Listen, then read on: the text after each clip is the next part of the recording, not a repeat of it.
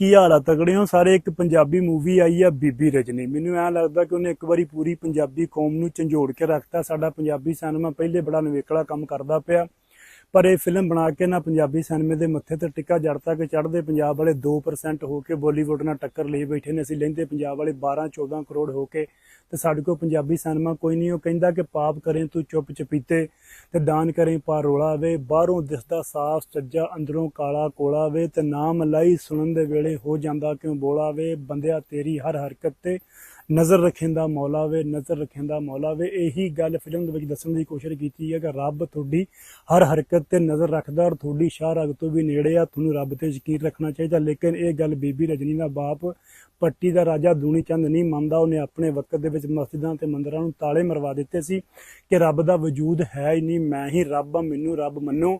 ਉਹ ਆਪਣੀ ਰਿਆਇਆ ਨੂੰ, ਆਪਣੀਆਂ ਧੀਆਂ ਨੂੰ ਪੁੱਛਦਾ ਕਿ ਤੁਹਾਨੂੰ ਖਾਣ ਪਾਉਣ ਨੂੰ ਕੌਣ ਦਿੰਦਾ, ਤਾਂ ਕਹਿੰਦੀਆਂ ਨੇ ਤੁਸੀਂ ਆਖਰ ਰੱਬ ਕੌਣ, ਕਹਿੰਦੇ ਨੇ ਕਿ ਤੂੰ ਰੱਬ ਆ। ਲੇਕਿਨ ਇਸ ਗੱਲ ਤੋਂ ਬੀਬੀ ਰਜਨੀ ਇਨਕਾਰੀ ਹੋ ਜਾਂਦੀ ਆ।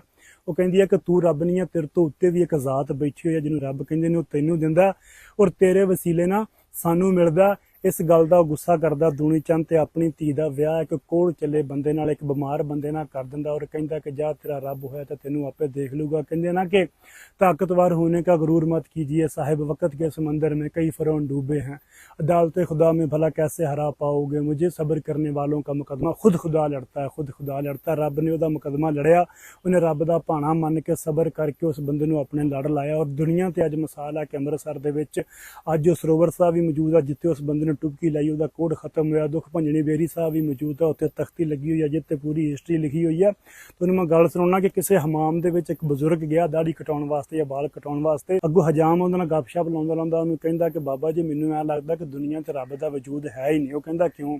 ਕਹਿੰਦਾ ਅਗਰ ਰੱਬ ਹੁੰਦਾ ਤੇ ਦੁਨੀਆ ਤੇ ਦੁੱਖ ਪਰੇਸ਼ਾਨੀਆਂ ਮੁਸੀਬਤਾਂ ਨਾ ਹੁੰਦੀਆਂ। ਤੇ ਇੰਨੀ ਦੇਰ ਦੇ ਵਿੱਚ ਇੱਕ ਬੰਦਾ ਬਾਹਰ ਆ ਜਾਂਦਾ, ਉਹਦੇ ਬਾਲ ਵਧੇ ਹੁੰਦੇ ਆ, ਦਾੜੀ ਵਧੀ ਹੁੰਦੀ ਆ, ਤੇ ਬਾਬਾ ਕਹਿੰਦਾ ਕਿ ਮੈਨੂੰ ਐਂ ਲੱਗਦਾ ਕਿ ਦੁਨੀਆ ਤੇ ਨਾਈ ਯਾਨੀ ਕਿ ਹਜਾਮ ਦਾ ਵੀ ਕੋਈ ਵਜੂਦ ਨਹੀਂ ਹੈ। ਤੇ ਉਹ ਪੁੱਛਦਾ ਕਿਉਂ? ਕਹਿੰਦਾ ਕਿ ਆ ਦੇਖ ਲੈ ਬੰਦੇ ਦੇ ਵਾਲ ਵਧੇ ਹੋਏ ਆ, ਅਗਰ ਨਾਈ ਹਜਾਮ ਹੁੰਦੇ ਤਾਂ ਇਹਦੇ ਵਾਲ ਕੱਟੇ ਹੁੰਦੇ। ਤਾਂ ਨਾਈ ਕੋਈ ਜਵਾਬ ਦਿੰਦਾ, ਕਹਿੰਦਾ ਬਾਬਾ ਜੀ ਇਹ ਬੰਦਾ ਸਾਡੇ ਕੋਲ ਆਵੇ ਤਾਂ ਸਹੀ, ਅਸੀਂ ਇਹਦੇ ਵਾਲ ਕੱਟੀਏ। ਬਾਬਾ ਕਹਿੰਦਾ ਕਿ ਇਸੇ ਤਰ੍ਹਾਂ ਰੱਬ ਦਾ ਵਜੂਦ ਮੌਜੂਦ ਹੈ, ਤੁਸੀਂ ਰੱਬ ਦੇ ਕੋਲੇ ਹਦਾਇਤ ਲੈਣ ਜਾਓ, ਤੁਸੀਂ ਤੁਹਾਨੂੰ ਪਤਾ ਲੱਗੇ ਕਿ ਰੱਬ ਹੈ। ਇਸੇ ਤਰ੍ਹਾਂ ਬਾਬਾ ਫਰੀਦ ਇੱਕ ਵਾਰੀ ਕਿਸੇ ਬਸਤੀ ਦੇ ਵਿੱਚੋਂ ਗੁਜ਼ਰ ਰਹੇ ਹੁੰਦੇ ਨੇ ਤੇ ਵੇਖਦੇ ਨੇ ਕਿ ਇੱਕ ਅਮੀਰ ਔਰਤ ਇੱਕ ਗਰੀਬ ਔਰਤ ਨੂੰ ਬੜਾ ਮਾਰ ਰਹੀ ਹੈ। ਤੇ ਪੁੱਛਿਆ, ਦਰਿਆਫਤ ਕੀਤਾ ਕੀ ਗੱਲ ਹੈ, ਕਿਉਂ ਮਾਰ ਰਹੀ ਹੈ? ਜਵਾਬ ਮਿਲਦਾ ਕਿ ਜੀ ਇਹਦੀ ਨੁਕਰਾਣੀ ਹੈ ਤੇ ਅੱਖਾਂ ਦੇ ਵਿੱਚ ਸੁਰਮਾ ਪਾਉਣ ਲੱਗਿਆ ਰੇਤ ਦਾ ਜ਼ਰਾ ਚਲਾ ਗਿਆ, ਉਹਦੇ ਕੋਲ ਉਹਨੂੰ ਤਕਲੀਫ ਹੋਈ ਆ ਤਾਂ ਉਹਨੂੰ ਮਾਰਦੀ ਪਈ ਆ। ਬਾਬਾ ਫਰੀਦ ਇੰਨੀ ਗੱਲ ਸੁਣ ਕੇ ਉੱਥੋਂ ਚਲੇ ਜਾਂਦੇ ਆ। ਕੁਝ ਸਾਲਾਂ ਬਾਅਦ ਵਾਪਸ ਜਦੋਂ ਆਉਂਦੇ ਆ ਤੇ ਵੇਖਦੇ ਆ ਕਿ ਉਸੇ ਬੀਬੀ ਦੀ ਖੋਪੜੀ ਪਈ ਆ ਤੇ ਉਹਦੀਆਂ ਅੱਖਾਂ ਵਾਲੀ ਜਗ੍ਹਾ ਤੋਂ ਇੱਥੋਂ ਬੱਚੇ ਬਾਹਰ ਆਉਂਦੇ ਆ ਚਿੜੀਆਂ ਦੇ, ਤੇ ਚਿੜੀ ਉਹਨਾਂ ਨੂੰ ਦਾਣਾ ਦਿੰਦੀ ਆ ਤੇ ਦੁਬਾਰਾ ਲੈ ਕੇ ਅੰਦਰ ਚਲੇ ਜਾਂਦੇ ਆ। ਤੇ ਉੱਥੇ ਬਾਬਾ ਫਰੀਦ ਇੱਕ ਬੜੀ ਸੋਹਣੀ ਗੱਲ ਲਿਖਦੇ ਨੇ ਕਿ ਜਿਨ ਲੋਈ ਜਗ ਮੋਇਆ ਸੋ ਲੋਈ ਮੈਂ ਡੱਠ, ਕਜਰਾ ਰਾਖ ਨਾ ਸੰਦੀਆਂ ਅੱਜ ਪੰਛੀ ਸੋਇਓ ਬੱਠ।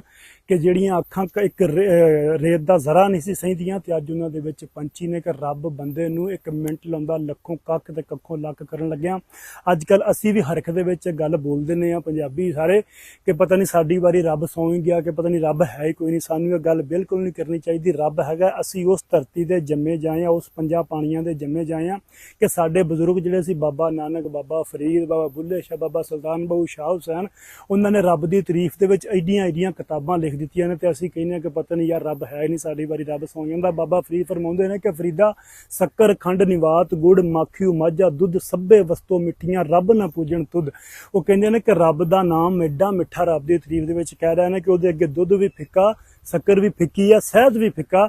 ਬਾਬਾ ਫਰੀਦ ਜੀ ਫਰਮਾਉਂਦੇ ਪਏ ਨੇ ਸਾਨੂੰ ਪਤਾ ਕਿ ਦੁੱਧ ਦੇ ਵਿੱਚ ਮੱਖਣ ਹੈਗਾ ਪਰ ਨਜ਼ਰ ਨਹੀਂ ਆਉਂਦਾ। ਇਸੇ ਤਰ੍ਹਾਂ ਇਸ ਨਿਜ਼ਾਮ ਦੇ ਵਿੱਚ ਰੱਬ ਦਾ ਵਜੂਦ ਹੈ ਪਰ ਸਾਨੂੰ ਨਜ਼ਰ ਨਹੀਂ ਆਉਂਦਾ।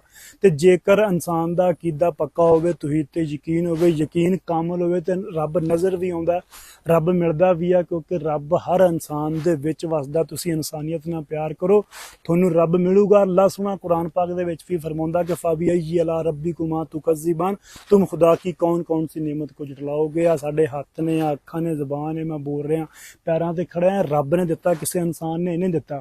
ਇਨਸਾਨ ਦੇ ਹੱਥ ਦੇ ਵਿੱਚ ਕੋਈ ਚੀਜ਼ ਹੋਵੇ ਤਾਂ ਇਨਸਾਨ ਨੂੰ ਭੁੱਖਿਆ ਮਾਰਦਾ। ਜੇ ਰਿਜ਼ਕ ਹੀ ਉਹਦੇ ਹੱਥ ਦੇ ਵਿੱਚ ਆ ਰਿਹਾ ਤੇ ਅੱਧੀ ਦੁਨੀਆ ਭੁੱਖੀ ਮਰ ਜਾ। ਤੇ ਇਹ ਰੱਬ ਦੀ ਹੀ ਦੇਣ ਆ ਸਾਰੀ। ਰੁੱਖ ਖਲੋਤੇ ਨੇ ਰੱਬ ਨੇ ਬਣਾਏ ਨੇ, ਨਿਜ਼ਾਮੇ ਕਾਇਨਾਤ ਬਣਾਇਆ ਰੱਬ ਨੇ ਬਣਾਇਆ, ਕਿਸੇ ਇਨਸਾਨ ਨੇ ਨਹੀਂ ਬਣਾਇਆ। ਅੱਜ ਇੰਨੀ ਤਰੱਕੀ ਹੋ ਗਈ ਹੈ, ਇੰਨੀ ਟੈਕਨੋਲੋਜੀ ਆ ਗਈ ਹੈ, ਲੋਕਾਂ ਨੇ ਰੋਬੋਟ ਬਣਾ ਲਏ ਨੇ, ਇਨਸਾਨੀ ਸ਼ਕਲ ਦੇ ਬੰਦੇ ਬਣਾ ਲਏ। ਲੇਕਿਨ ਸਭ ਤੋਂ ਵੱਡੀ ਗੱਲ ਕਿ ਉਹਨਾਂ ਵਿੱਚ ਜਾਨ ਨਹੀਂ ਫੂਕ ਸਕੇ, ਉਹ ਜਾਨ ਨਹੀਂ ਪਾ ਸਕੇ, ਉਹਨਾਂ ਦੇ ਵਿੱਚੋਂ ਬਲੱਡ ਜਿਵੇਂ ਸਾਡੇ ਚੱਲਦਾ, ਜਿਵੇਂ ਸਾਡੇ ਅੰਦਰ ਇੱਕ ਨਿਜ਼ਾਮ ਹੈ, ਉਸ ਤਰ੍ਹਾਂ ਦਾ ਇਨਸਾਨ ਉਹਨੂੰ ਨਿਜ਼ਾਮ ਨਹੀਂ ਦੇ ਸਕਿਆ। ਗੱਲਾਂ ਮੈਂ ਕਰੀ ਜਾਵਾਂ ਤਾਂ ਯਾਰ ਢੇਰ ਸਾਰੀਆਂ ਗੱਲਾਂ ਹੋ ਜਾਣੀਆਂ, ਲੇਕਿਨ ਐਂਡ ਇੱਥੇ ਕਰਦੇ ਹਾਂ ਕਿ ਦੁਬਾਰਾ ਫਿਰ ਗੱਲ ਕਰੂੰਗਾ। ਹਮਾ ਕੇ ਸਾਰੇ ਪੰਜਾਬੀ ਪਹੁੰਚੋ, ਫਿਲਮ ਵੇਖੋ ਜਾ ਕੇ, ਸਿਨੇਮਾ 'ਚ ਨਹੀਂ ਵੇਖ ਸਕਦੇ ਜਿੱਥੇ ਕਿਤੇ ਤੁਹਾਨੂੰ ਅਵੇਲੇਬਲ ਹੁੰਦੀ ਆ, ਤੁਸੀਂ ਵੇਖੋ, ਆਪਣੇ ਬੱਚਿਆਂ ਨੂੰ ਵਿਖਾਓ। ਇਸ ਫਿਲਮ ਦੇ ਵਿੱਚ ਬੜੀ ਨੌਲੇਜ ਹੈ, ਯਕੀਨ ਕਰ ਜਿਓ ਇਹੋ ਜਿਹੀਆਂ ਫਿਲਮਾਂ ਹੋਣੀਆਂ ਚਾਹੀਦੀਆਂ ਨੇ।